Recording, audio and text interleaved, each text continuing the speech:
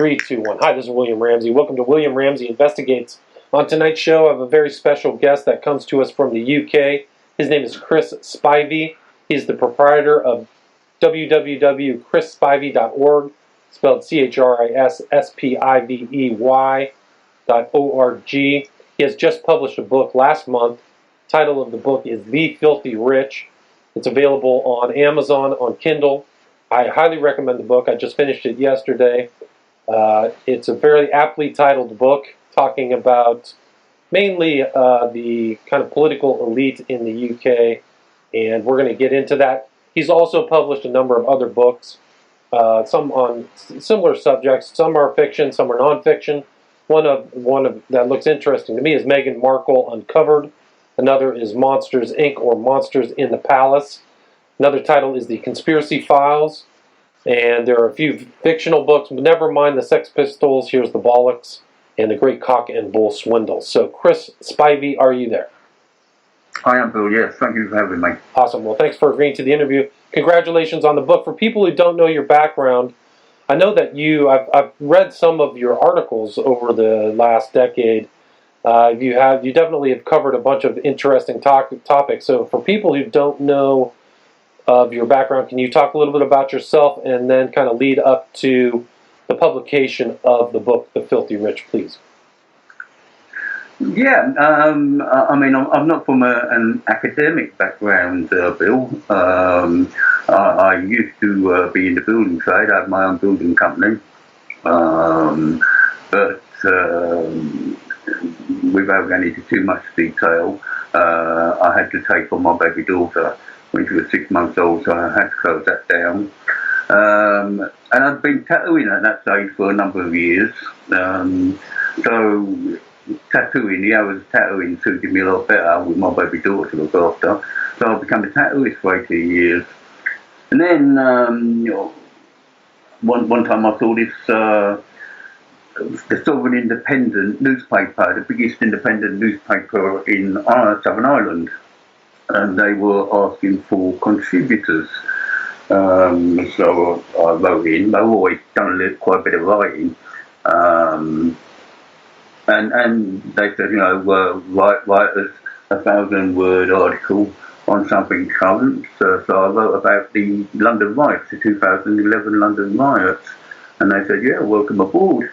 So I was with them for 6 or 7 months, and then I had my own website built, and sort of went freelance from there. Gotcha. So the website is chrisspivey.org. You have tons of articles and information. And so I take it that you've covered some of the topics on your website that are included in the book, The Filthy Rich. Is that correct? That's correct, yes. Yeah. And can you talk a little bit what inspired you or why you wanted to write this book?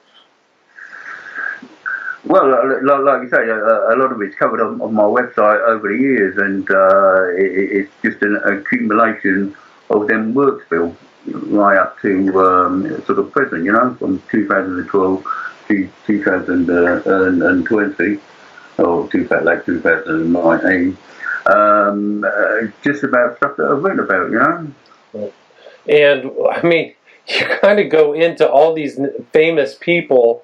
I mean, here where Woody Allen has just published his memoirs, and, you're writing. I didn't know how deep the investigation into Woody Allen really was until I read through your book. I didn't know that, they almost... And he used his money to suppress it, didn't he? Yeah, he sure did. So he got... The details of which are in the book. I mean, it's like all of these rich people who are paedophiles, they use super injunctions to keep it out of the press, and they throw millions of dollars to dig up the dirt on their accusers to silence them, and that's exactly what Woody Allen did. Apart from he didn't silence everybody. Well, that's true, but one of the fascinating things that you brought up is he had the investigators investigated, which I don't. Yeah. Exactly, and I say, that's what they're using their money for, isn't it? And they're getting away with it all the time. And the more money you have, the more you can get away with. And these people are getting away with everything. I mean, just the sheer fact that we're talking about his stepdaughter, and you got to ask yourself, why isn't Woody Allen allowed to see his kids? Okay, the oldest one at the time, we're saying 12 or 13 or whatever, certainly old enough to make up his own mind, and he refused to see Woody Allen, and the younger ones, they were the court refused him access to them. Right. So if he was as innocent as he claims, why would the courts refuse him access to his kids? Right. Like they only do that if there's something serious in the background there. Yes, agreed. Yes. And he's just one of many people you talk about, like Roman Polanski, Elvis Presley, Steven Tyler. Yeah. Once again, Roman Polanski, he was known as a paedophile back in the 1960s when he started. I mean, the Charles Manson thing, I don't know what your views on that, but a lot of people, and there's a lot of evidence, suggest that he was a psyop. And of course, Polanski was married to Sharon Tate, and many still believe that Sharon Tate never really died. She was just replaced by her, air quotes, sister, who looks exactly like her, Fascinating. I mean... Polanski, he used to hang about with Samantha Cameron, David Cameron, the ex-Prime Minister of the UK. He used to hang about with her mother. And she's married to an Astor, Michael Astor, who was the son of the man embroiled in the Profumo affair. 1962 Christine Keeler scandal. For people in the States who don't know about the Profumo affair, can you talk about that and talk about the kind of black magic and occult aspects of that? Absolutely can. I mean, there's quite a bit to it. But what it basically was the prostitute who has since admitted that she was working for the security services, Christine Keeler. She was shagging John Profumo, who was the Ministry of War at the time, and tipped to be a future Prime Minister. And while she was hopping in bed with him, she was also hopping in bed with a Russian attaché who was also a spy for the Russians. And there was a big drama about this because they were worried about, pillow talk and secrets being exposed. Anyway, it was said that Christine Keeler and friend Mandy Rice Davis, who also appeared before and who has also admitted to being a British spy, was supposedly being run by a society osteopath called Stephen Ward. Now, Stephen Ward lived on the Astor family estate in a cottage, and he was very much into the occult and Satan worship. So much so that there was supposedly, after he left the cottage, the Astors had to get a priest in to do an exorcism of the place. Now, I don't necessarily believe that because I believe the Astors themselves are devout Satanists, Interesting. But that is the official story.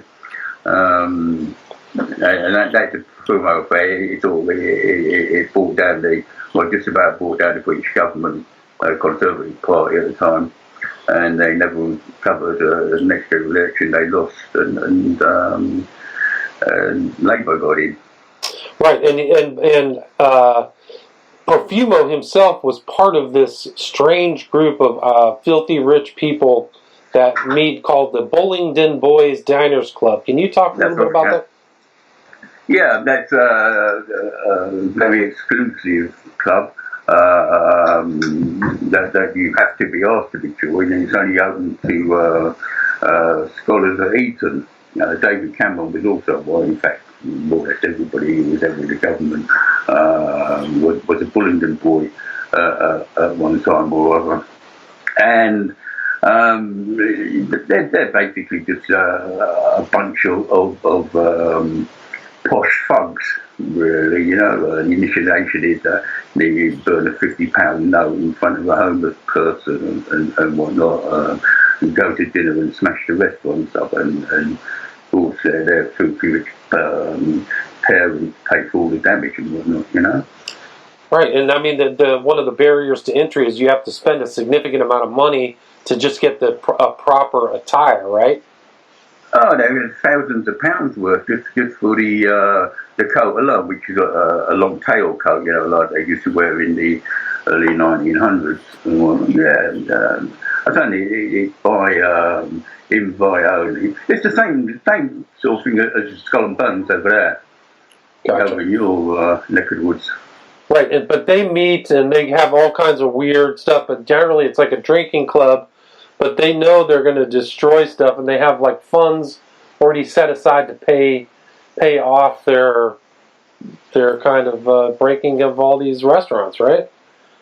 That's it, mate. Yeah, they're just thugs, really. Yeah.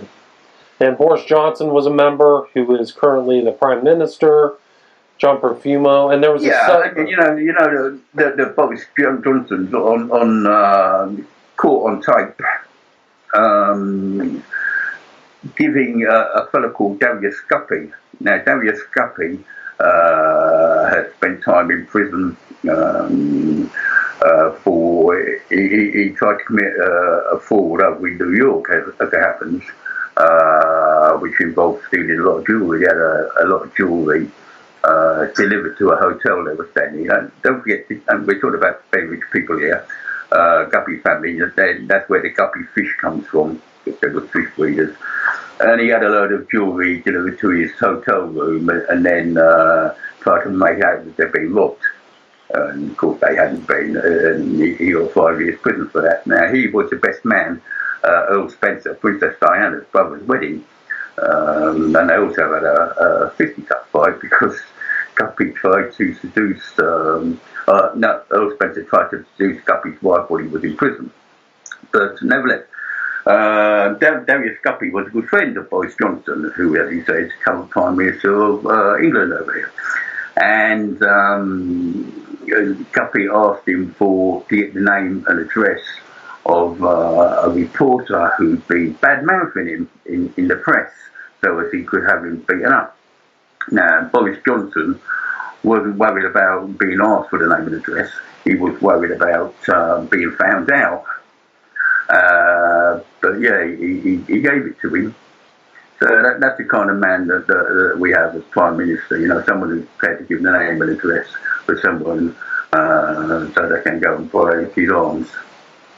Wow, and also there was like a subset of the Bullingdon Boys Diners Club called the Piers Gaveston Society. Gaveston Society, yes, yeah.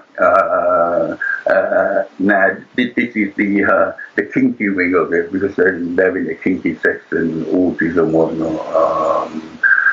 Previous members of that I know of are the actor, what's his name, the English idiot who was in Notting Hill. Who, Mandelson? Hugh Grant. Hugh Grant, right? Yeah.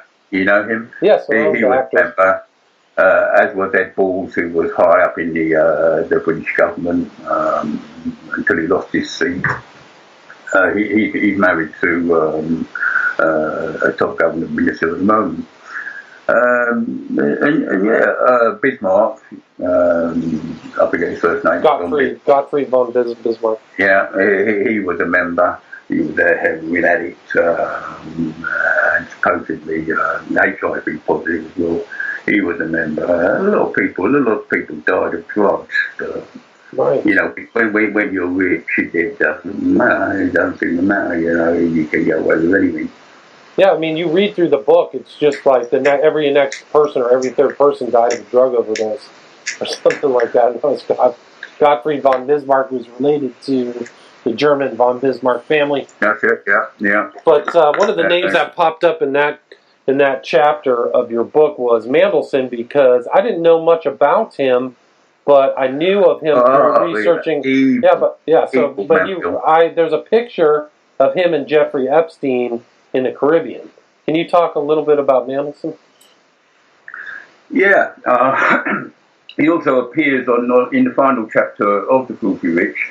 There's a list compiled by Dr. Joan Forford, who helps victims of sexual abuse.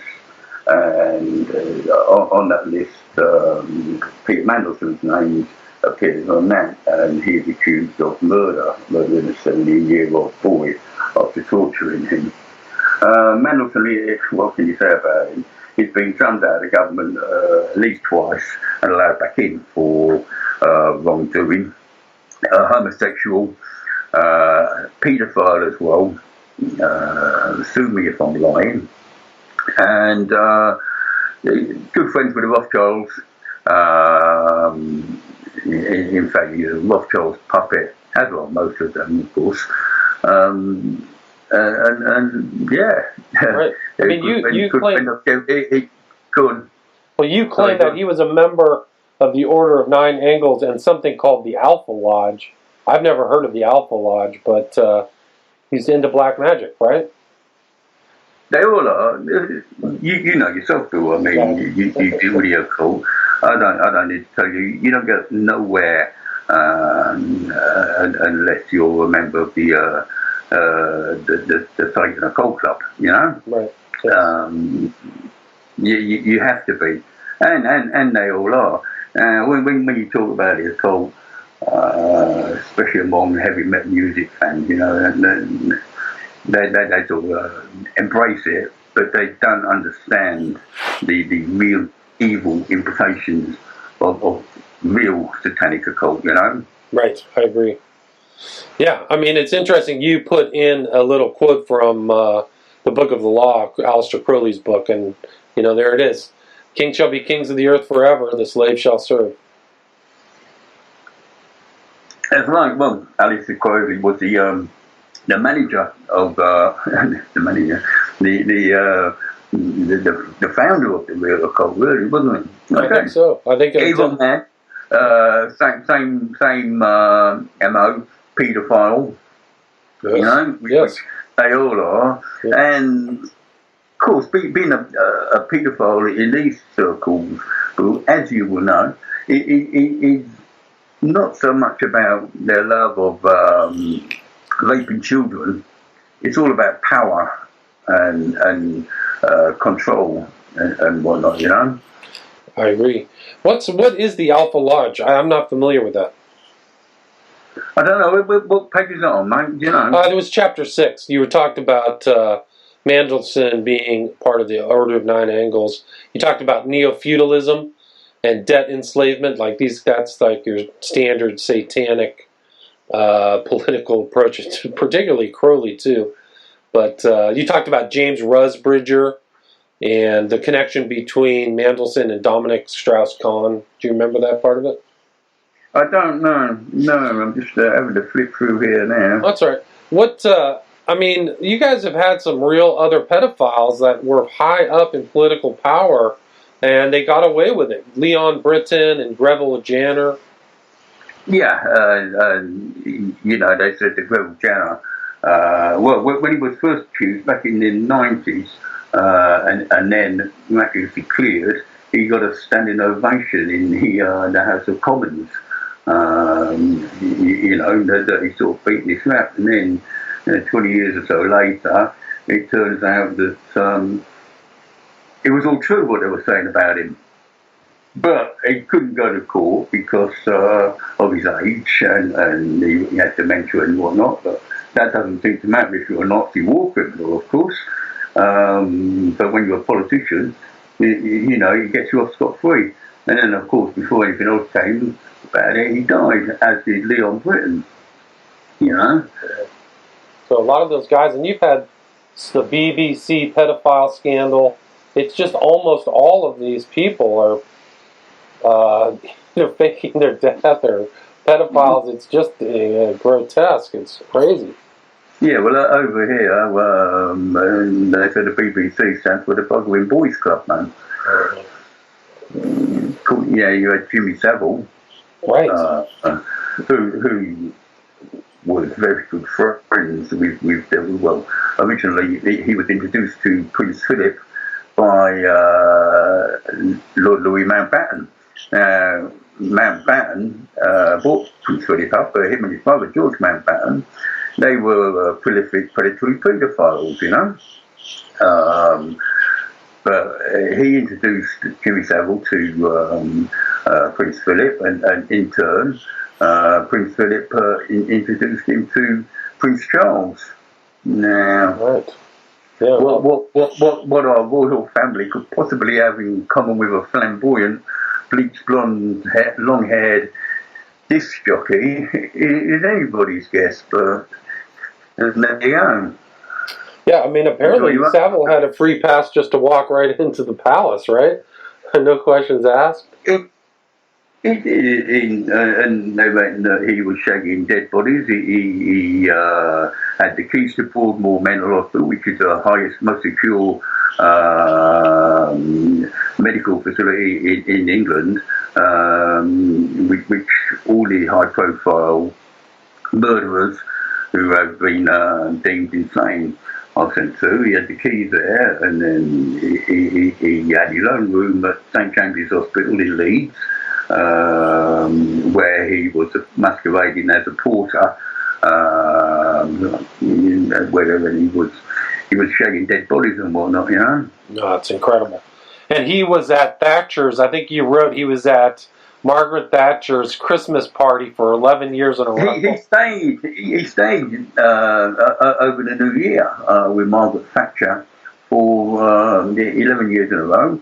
And of course, Margaret Thatcher's government was absolutely riddled with paedophiles. And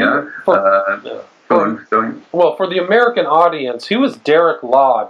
Derek Lord. Now, Derek Lord is a very, very dangerous man indeed. He was Margaret Thatcher's speechwriter, and he did have a go at becoming an MP, but was beaten by a fellow called Bertie Grant for the seat.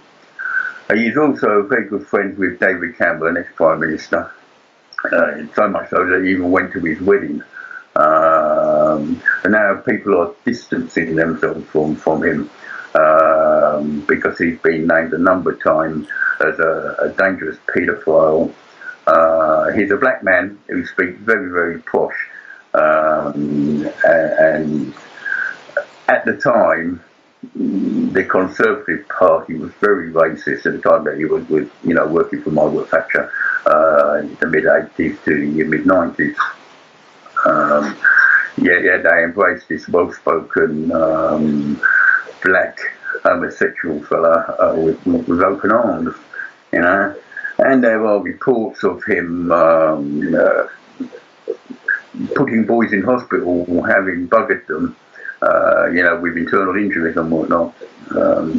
He actually said, he called me certifiable and said no one actually believes what I've written about him.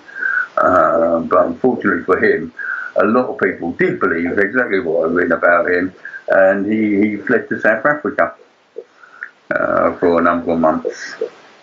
And is he still involved in conservative Tory politics in the UK?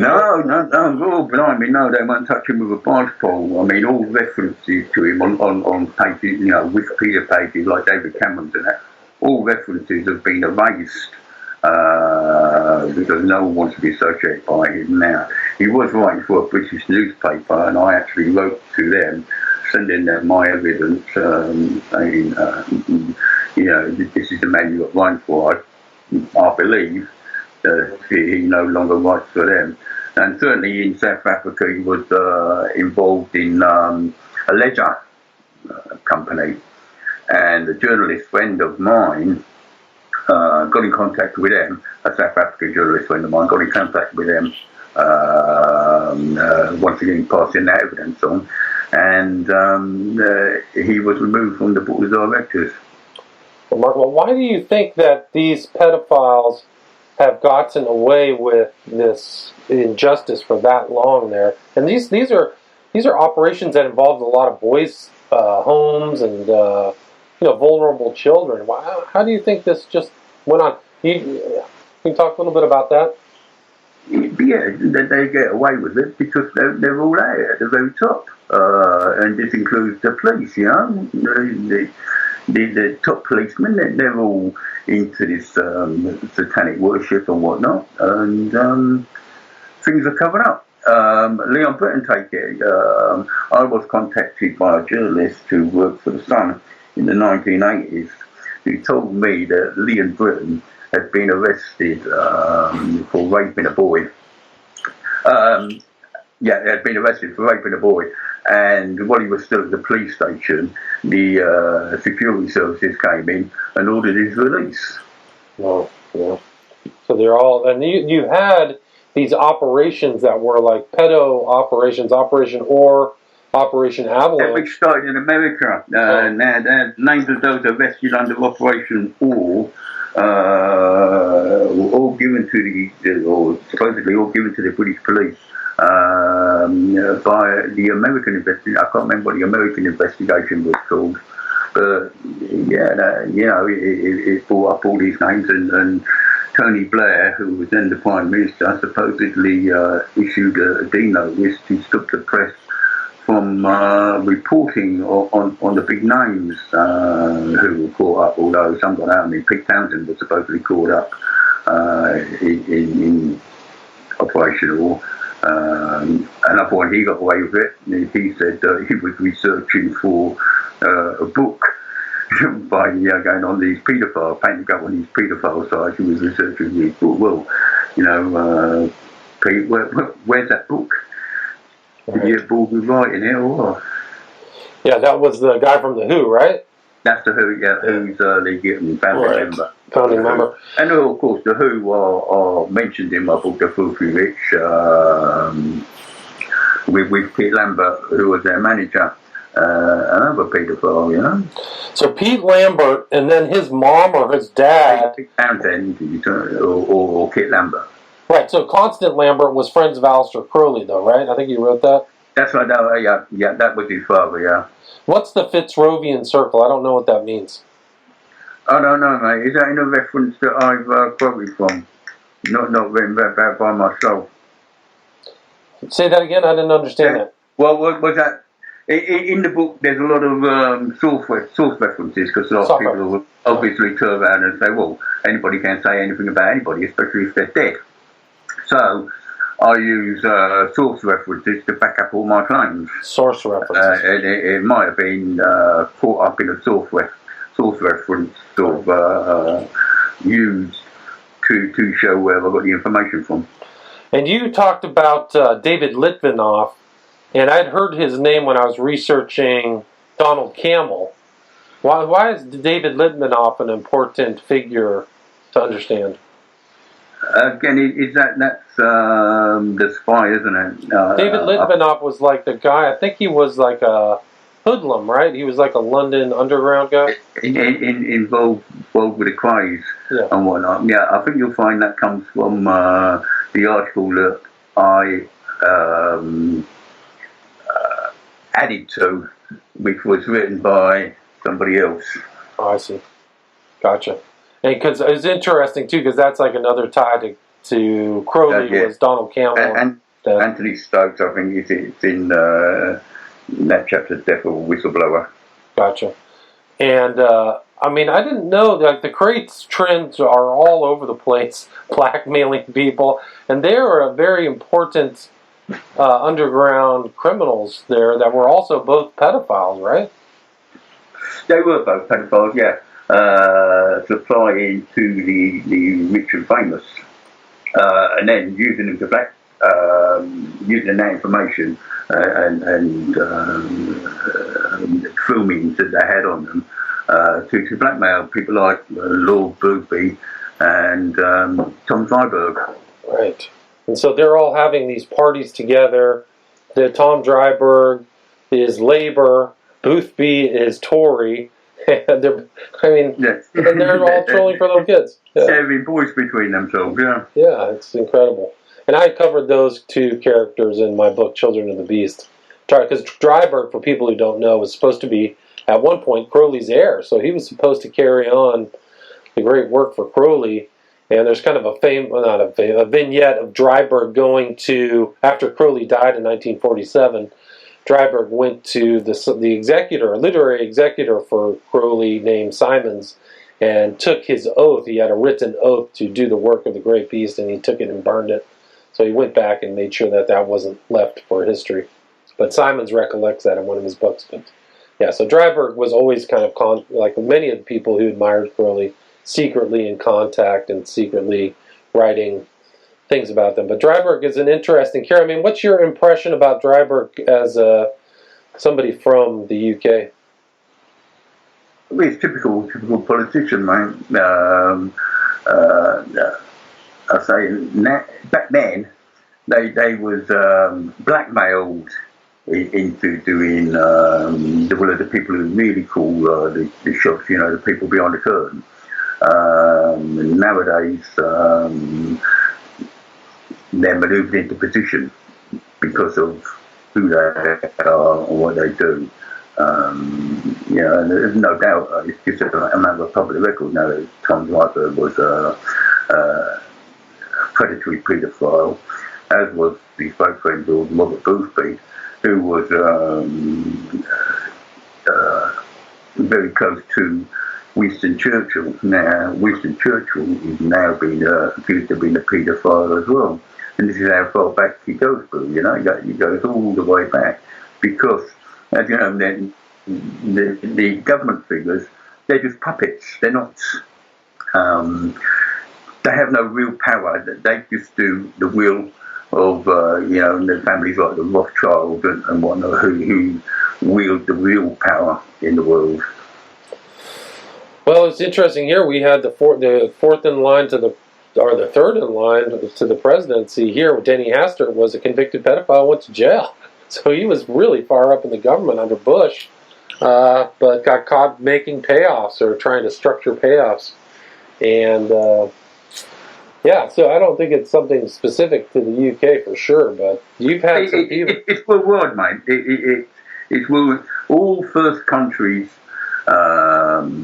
Politicians, they're all pedophiles, and they all have skeletons in their closets, and you don't become a politician unless you're a part of the club, but that's all they are. They're just puppets. They don't wield the real power, what a politician there is, a front man for the people who really rule the world, Right, so if this person is totally corrupt, that's the ideal functionary, right? If you're Prime Minister or a President, you're guaranteed to be totally corrupt and 100% a puppet. Yeah, didn't Cameron he was a Bullingdon boy, but he was all kinds of involved in drugs, but also wasn't there like a rumor of him performing a sex act with a pig head? Yeah, which is not a rumour, it's a true fact. And this is one of the initiations that they're supposed to undertake to be able to get into the Bullingdon Boys Club, Oh, I didn't know that. It wouldn't have just been Cameron. So it's every one of the persons in the Bullingdon Boys Club has performed this same type of act. Same as the Skull and Bones over at Harvard, Is it Harvard or Yale? I forget which. Does the Bullingdon Boys Club, did they have like a lodge? Did they have like a place where they meet? Or is it always just moving from restaurant to restaurant? I don't know. I suppose they had like what you call a frat house. Frat house. It's an exclusive club. Just because you go to Wheaton doesn't mean that you're necessarily going to be invited to join the Bullying Boys. But